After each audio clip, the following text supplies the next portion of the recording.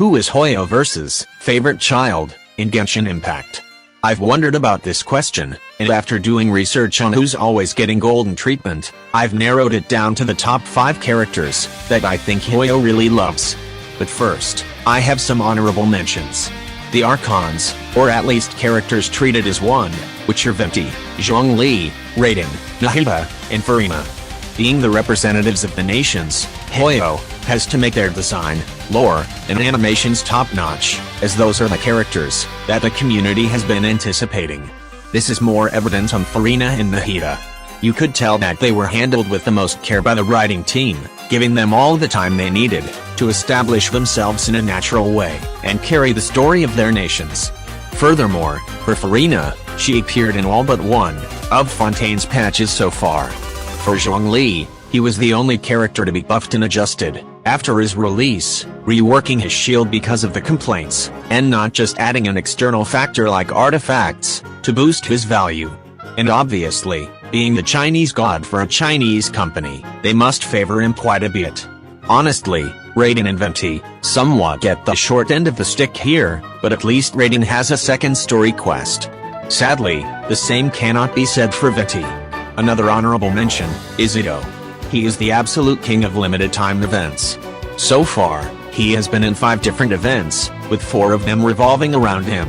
Since his introduction, they love to add him whenever they can, and because his character is so fun, extroverted, and funny, he always shines through. He basically steals the entire scene whenever he talks. Other than that though, he isn't featured much. Now, let's finally go over the 5 characters that are always getting golden treatment. Note, this is in no particular order, except the last one, who I think is Hoyo's true favorite. For number 5, we have Klee. She shows up so much in the game, but mostly in summer events, and she has a lot of official merchandise featuring her.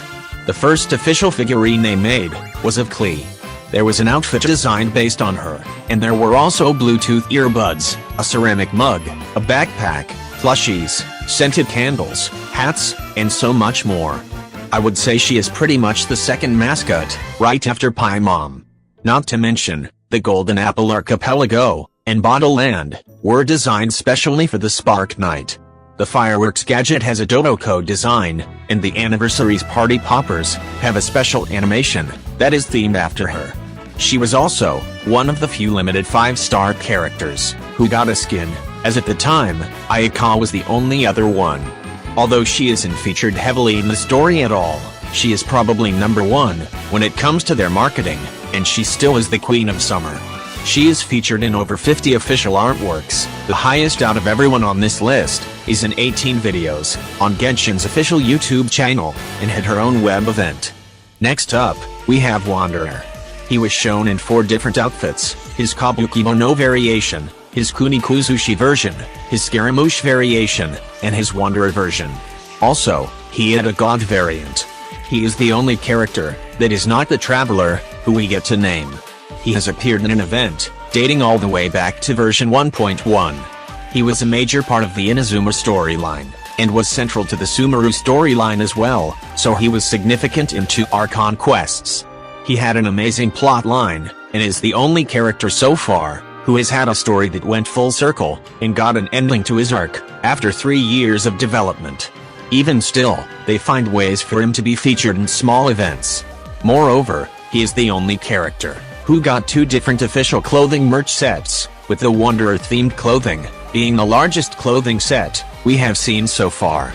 His merch also includes a headset, and a plush, purse, and a hat of his cat variation.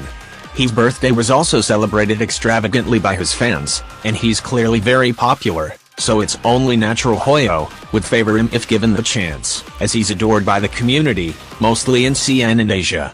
In all, he is shown in 15 official artworks, appeared at 10 times on Genshin's official YouTube channel, and had his own web event.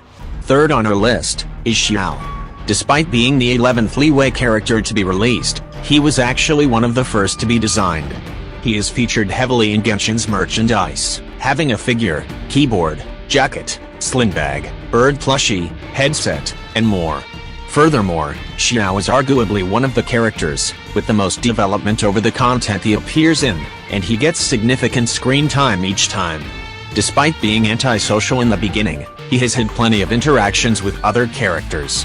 It's a huge step up from what he was at the start of the game, who refused to be around humans unless absolutely necessary, and now even talking to people like Chongyun and Diona. He has an amazing interlude quest focused on him, and I cannot say this enough, but his appearances and presence in the story always feel significant. It doesn't feel like he's there just to fill space. Whenever he appears, his character slowly develops more, which makes his presence worthwhile and interesting. Xiao also got his very own animated trailer, titled Endless Suffering, to go alongside his rerun banner. Hoyo only does that for a select few characters, so he must be one of their favorite children. In all, he appeared in 34 official artworks, 22 times on Genshin's official YouTube channel, and had his own web event. For the runner-up, we have Child. He has one of the most unique character kits that they created a special animation technology for. He has 2 different weapon playstyles, and is the only character so far to have 2 different burst animations, depending on your stance. In addition, there's a reason he is called Mr. Worldwide. He appears in a lot of events, and played key roles in multiple main quests, where he always gets extremely good fight animation cutscenes. He also had the most occurrence of reruns back then. In Genshin's first concert, they covered all of his music with unique renditions, which included his demo, all 3 phases of his boss fight, and then the Spiral Abyss's thematic ties. Also, he is one of the few characters who got an EP. He appears in a lot of promotions and merch collabs of all kinds as well. In 2023, he got a narwhal humidifier, a onesie, a permanent phone collab merch, and his Foul Legacy figure was announced in December. Not to mention, he is in a collab for Skytree in Japan. There was also a short segment on the 2.0 live stream, dedicated just to Child and his design. The live stream was to introduce Inazuma, but they included a whole part to just talk about Child. You could really tell they're extremely proud of him. He also keeps being relevant in the story, despite his part supposedly ending in Liyue. Even in Fontaine, he played a major role, stopping the all-devouring narwhal for around 40 days, and having an amazing animation to go with it. He also appeared in Arlecchino's story quest, and still, he is very likely to appear more in the game, having connections with Skirk, and being connected to Project Stuza. Furthermore, he has 2 amazing 5-star bows, Polar Star and Thundering Pulse, and has the most unique passive talent in the game, that increases your own party member's normal attack level by 1. They really wanted to show that he's a master of weapons. In all, he appeared in 22 official artworks, 15 times on Genshin's official YouTube channel, and had his own web event. Finally, the character that I think is Hoyo's golden child, I chose Ayaka. She is actually the first Genshin Impact character, having test code 002, with 001 being just a placeholder, and not being implemented in the game. They created her before any of the mod stat or leeway characters, showing that the developers would naturally be fond of her, as she was the first ever made in the game.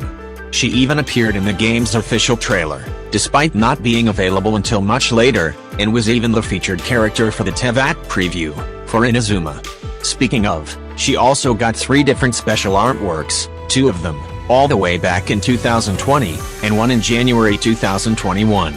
She had so much exposure before her actual release on July 21st, 2021, showing that the game was hyping her up long before she would actually be in the game. Moreover, she was the first limited 5-star character to get to skin.